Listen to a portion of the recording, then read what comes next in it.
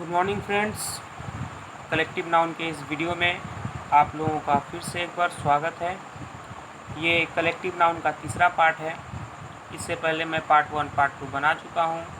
यह तीसरा पार्ट बहुत ही महत्वपूर्ण होने वाला है क्योंकि इसमें मैं बहुत से नए वर्ड्स से बनने वाले कलेक्टिव नाउन आप लोगों के लिए लेकर आया हूँ और साथ में इसमें वोकैब भी है। इसलिए आप लोग इस वीडियो को पूरा देखें, काफ़ी कुछ नया सीखने को मिलेगा। तो आइए शुरू करते हैं। आज का पहला है लोगों की भीड़ के लिए क्राउड, गैदरिंग, मल्टीट्यूड, होस्ट और थ्रोंग का प्रयोग किया जाता है। जैसे क्राउड का मतलब भीड़ होता है, गैदरिंग का मतलब भी भीड़ होता है, मल्टीट्यूड का मतलब भी भीड़ होता है, होस्ट का मतलब भी भीड़ होता है और थ्रोंग का मतलब भी भीड़ होता है। जैसे एक क्राउड ऑफ पीपल, लोगों का भीड़। उसी तरह गैदरिंग ऑफ पीपल, लोगों का भीड़ के लिए गैदरिंग ऑफ पीपल का उपयोग किया जाता है। मल्टीट्यूड ऑफ पीपल का भी, थ्रोंग ऑफ पीपल का भी। लेकिन होस्ट का प्रयोग लोगों की अधिक संख्या, भारी मात्रा में लोगों की संख्या को दिखाने के लिए होस्ट का प्रयोग किया जाता है। जैसे ए होस्ट ऑफ पीपल मतलब कि लोगों की अधिक संख्या। ठीक। दूसरा है ए स्कूल का प्रयोग विचारकों और विद्वानों के समूह को दर्शाने के लिए किया जाता है।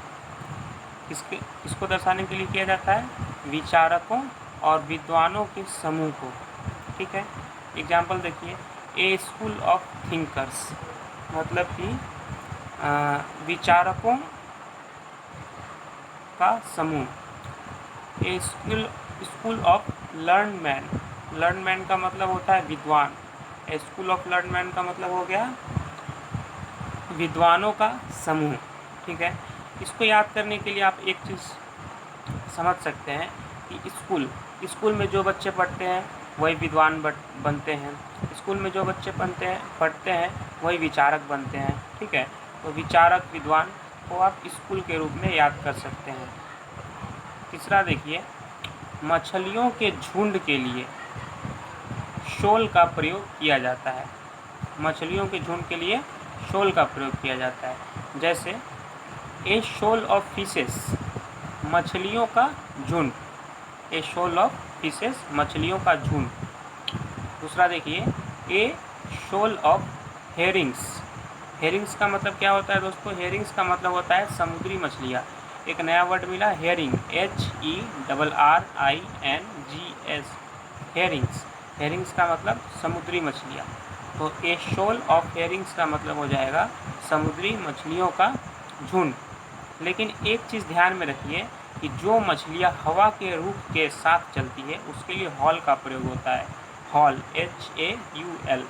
जैसे ए हॉल ऑफ फिशेस मतलब कि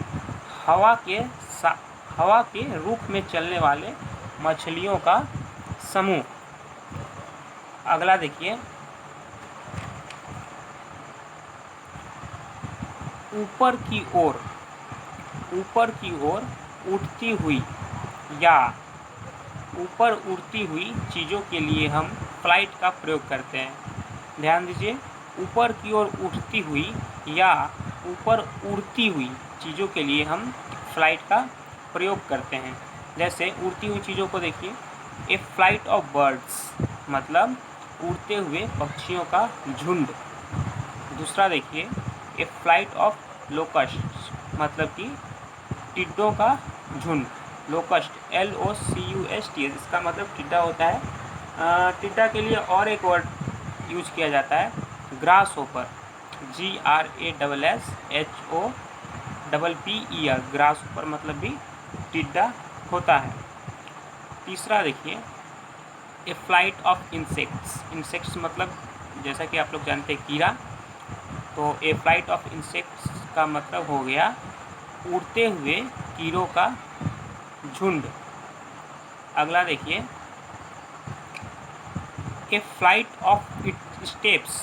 अब जैसे कि ऊपर बताया मैंने कि उड़ती हुई चीज़ों के लिए और ऊपर की ओर उड़ती हुई चीज़ों के लिए। तो उड़ती हुई चीज़ों के लिए हो गया बर्ड्स, ग्रास ऊपर इंसेक्ट। अब ऊपर कोई उड़ती हुई चीज़ों को देखिए, ए फ्लाइट ऑफ स्टेप्स, मतलब कि उठाते हुए कदमों का क्रम। फ्लाइट ऑफ स्टेप्स, कदम उठ रहे हैं ऊपर की ओर, तो flight of steps.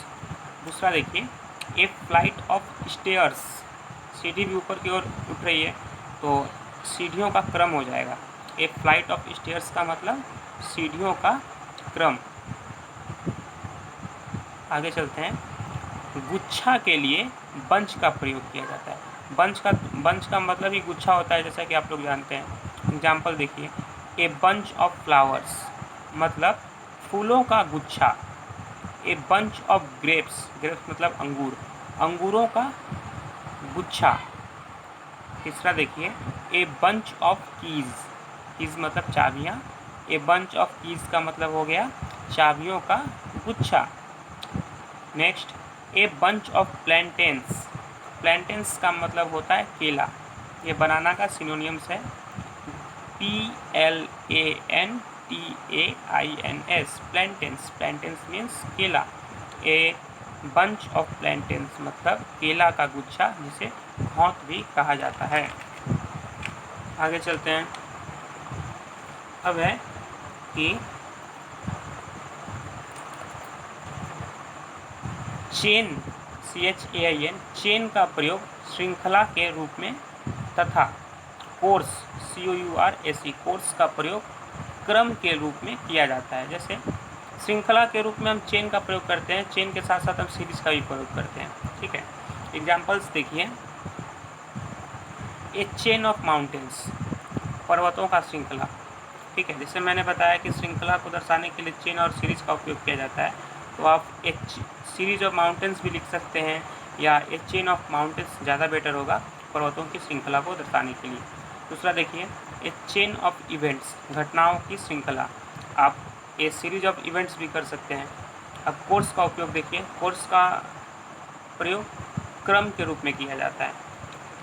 A course of lecture, व्याख्यानों का क्रम। ए कोर्स ऑफ लेक्चर्स, व्याख्यानों का क्रम। अब देखिए, यहाँ पे है ए कोर्स ऑफ इवेंट्स। ठीक है, ऊपर हम लोगों ने पढ़ा ए चेन ऑफ इवेंट्स, लेकिन उसका मतलब क्या था, घटनाओं की श्रृंखला। श्रृंखला के लिए चेन या सीरीज लगता है। यहाँ पे है क्रम, तो क्रम के लिए क्या लगेगा, कोर्स। ऊपर जैसे बताया गया, कोर्स का प्रयोग क्रम के रूप में होता है। तो एक कोर्स ऑफ इवेंट्स का मतलब हो गया घटनाओं का क्रम। आगे चलते हैं, फॉल, फॉल का प्रयोग गिरी हुई चीज़ों के लिए किया जाता है। फॉल का प्रयोग गिरी हुई चीज़ों के लिए किया जाता है।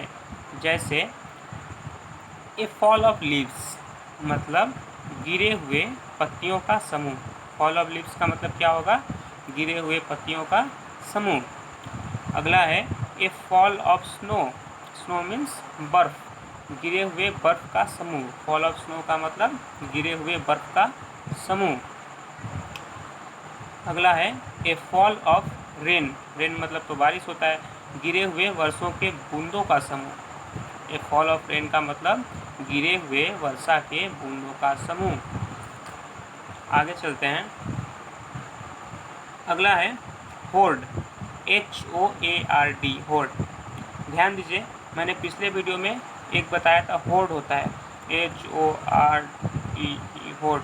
होर्ड का मतलब क्या बताया था कि जंगली व्यक्तियों, ठीक है, जंगली व्यक्तियों के लिए होर्ड का प्रयोग किया जाता है। और HERD, हर्ड का प्रयोग होता है जंगली जानवरों के लिए, जंगली जानवरों के लिए। ठीक है, तो यहाँ होर्ड, होर्ड का प्रयोग होता है जंगली व्यक्तियों या असभ्य व्यक्तियों के लिए। ठीक है, जैसे ए होर्ड ऑफ सेवेजेस मतलब जंगली व्यक्तियों का समूह। यहाँ पे है HOARD, केवल स्पेलिंग चेंज है। HORD, होर्ड का मतलब जंगली व्यक्तियों का समूह, और HOARD, होर्ड। इसका होर्ड का प्रयोग कहाँ पे होता है, देखिए HOARD, होर्ड। होर्ड का प्रयोग खजाना से संबंधित चीज़ों के लिए होता है। ठीक है, होर्ड का प्रयोग एक है जंगली व्यक्तियों के लिए, और होर्ड का प्रयोग एक है HOARD, होर्ड का प्रयोग है खजाना से संबंधित चीज़ों के लिए। जैसे ए होर्ड ऑफ ज्वेल्स, रत्नों का संग्रह। ए होर्ड ऑफ गोल्ड, सोना का ढेर। अब देखिए अगला है ए peal of laughters, peel PEAL, peel of laughters. Laughters मतलब होता है हंसोड़ो, हंसने वाला। तो ए पील ऑफ लाफ्टर्स का हो जाएगा हंसोड़ों का समूह, ठीक है। दूसरा है ए पील ऑफ बेल्स, घंटियों की पंक्ति। A peal of thunder, THUNDER, thunder मतलब मेघों की गड़गड़ाहट। थंडर का मतलब क्या होता है, मेघ या बिजली। तो इस तीनों में पील के प्रयोग में एक चीज़ आप यहाँ पे ध्यान दीजिए, लाफ्टर्स हो रहा है, हंसने में भी ज़ोर ज़ोर से आवाज़ हो रहा है। बेल्स, घंटी भी बज रही है तो ज़ोर से आवाज़ हो रहा है। थंडर, मेघ भी गरज रहा है तो ज़ोर से आवाज़ हो रहा है। तो आप पील के प्रयोग के लिए एक चीज़ ध्यान में रख सकते हैं कि जहाँ ज़ोर से आवाज़ हो वहाँ हम पील का प्रयोग कर सकते हैं। जैसे ए पील ऑफ लाफ्टर्स, हंसोड़ा का समूह, ए पील ऑफ बेल्स, घंटियों की पंक्ति, ए पील ऑफ थंडर, मेघों की गड़गड़ाहट। इन तीनों में कहीं ना कहीं जोरदार आवाज़ें हैं। अगला देखिए कि शावर का प्रयोग भी बौछार के लिए होता है। मैंने प्रयोग भी लिखा है, शावर का प्रयोग भी मतलब और किस चीज़ का प्रयोग होता है बौछार के लिए। तो जैसा कि मैंने पिछले वीडियो में बताया था, शावर के साथ साथ VOLLEY, वॉली का प्रयोग भी बौछार के लिए होता है।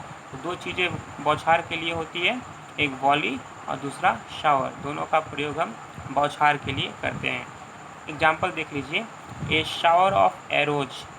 शावर ऑफ एरोज मतलब क्या हो गया, एरोज का मतलब तीर होता है, तो शावर ऑफ एरोज का मतलब हो गया तीरों का समूह, तीरों की बौछार। ए शावर ऑफ एब्यूजेस मतलब कि गालियों की बौछार। अगला है ए शावर ऑफ रेन्स मतलब कि बारिश के बूंदों की बौछार। ए शावर ऑफ बुलेट्स, ठीक है, गोलियों की बौछार। तो शावर के साथ साथ आप वॉली का भी प्रयोग कर सकते हैं बौछार के लिए, कोई दिक्कत नहीं है। अगला देखते हैं ए स्टैक ऑफ वुड, वुड मतलब लकड़ी। स्टैक ऑफ वुड का मतलब क्या हो गया, लकड़ी का ढेर। अगला है स्टैक ऑफ हे, HAY, हे मतलब क्या होता है, भूसा। भूसा को हम लोग हे कहते हैं। स्टैक ऑफ हे का मतलब भूसे का ढेर। तो स्टैक का प्रयोग दो जगह हुआ है, स्टैक ऑफ वुड लकड़ी का ढेर और स्टैक ऑफ हे भूसे का ढेर। अब क्या है, ए पेयर ऑफ सॉक्स मतलब एक जोड़ा मोजा। एक जोड़ा जूता के लिए भी पेयर का प्रयोग करते हैं, जैसे ए पेयर ऑफ शूज़, ठीक है। तो एक जोड़ा मोजा के लिए क्या कहा जाता है इंग्लिश में, ए पेयर ऑफ सॉक्स। अगला देखिए ए ट्रेन ऑफ डंकीज मतलब कि गधों का तांता या गधों का समूह। लेकिन मैंने थोड़ी देर पहले कहा मैं कि जानवरों को दर्शाने के लिए हर्ड का प्रयोग किया जाता है, तो गधा भी तो जानवर है, इसके साथ हर्ड क्यों नहीं लगा, ए हर्ड ऑफ डंकीज क्यों नहीं लगा। तो इसके साथ अगर ट्रेन का प्रयोग हो रहा है तो इसको आप याद करने के लिए एक चीज़ कर सकते हैं कि train, A train of donkeys, train में जैसे कि जानते हैं भीड़ होती है, ठीक है, और भीड़ की नकल कौन करते हैं, जो बेवकूफ़ होते हैं। भीड़ों के साथ तो वही चलते हैं जो बेवकूफ़ होते हैं, जो गधे होते हैं। तो भीड़ कहाँ होती है, ट्रेन में। भीड़ के साथ कौन चलता है, गधे चलते हैं, ठीक है। तो भीड़, ट्रेन, गधा, आप इस तरीके से इस चीज़ को दिमाग में रख सकते हैं कि ए ट्रेन ऑफ डंकीज, डंकीज के समूह को दर्शाने के लिए हम ट्रेन का प्रयोग करते हैं। अगला देखिए ए टीम ऑफ हॉर्सेस मतलब घोड़ों का समूह। घोड़ों का समूह के लिए क्या कहा जाता है, ए टीम ऑफ हॉर्सेस। बैलों का झुंड, बैलों का झुंड के लिए क्या होता है, a team of oxen. A team of oxen का मतलब बैलों का झुंड। अब अगला देखिए छोटे घोड़ों का झुंड, ठीक है, पॉनीज, PONIES। तो यहाँ से आप एक वोकैब नोट कीजिए कि घोड़े के बच्चों को पॉनीज कहा जाता है, PONIES, पॉनीज। पॉनीज का मतलब घोड़े का बच्चा, ठीक है। तो ए स्टड ऑफ पॉनीज का मतलब हो गया छोटे घोड़ों का झुंड। अगला देखिए गधों, भेड़ियों और शिकारी कुत्तों के झुंड के लिए पैक का प्रयोग होता है, PACK, पैक। लेकिन ऊपर मैंने बताया कि गधों के समूह के लिए ट्रेन का प्रयोग होता है, फिर से ये पैक कहाँ से आ गया। तो समूह के लिए, गधों के समूह या तांता के लिए ट्रेन का प्रयोग होता है, लेकिन झुंड के लिए हम पैक का प्रयोग करते हैं। जैसे ए पैक ऑफ एसेस मतलब गधों का झुंड। भेड़िया का देखिए, ए पैक ऑफ ओल्स मतलब भेड़िया होता है, तो भेड़ियों का झुंड। A pack of hounds, HOUNDS, hounds का मतलब होता है शिकारी कुत्ता, तो शिकारी कुत्तों का झुंड के लिए हम ए पैक ऑफ हाउंड्स का प्रयोग करता है। तो दोस्तों, कैसा लगा आप लोगों को ये वीडियो, नीचे कमेंट बॉक्स में ज़रूर बताइएगा। और इससे पहले मैंने जो 2 वीडियो बनाए हैं, पार्ट 1 पार्ट 2, उसे भी आप लोग जाकर देख लीजिए, जो कि आप लोगों के एग्ज़ाम के लिए बहुत महत्वपूर्ण चीज़ें उसमें बताई गई है। और इस वीडियो को लाइक शेयर ज़रूर करें। ऐसी इंग्लिश ग्रामर की वीडियो मैं लेकर आता रहूँगा। धन्यवाद।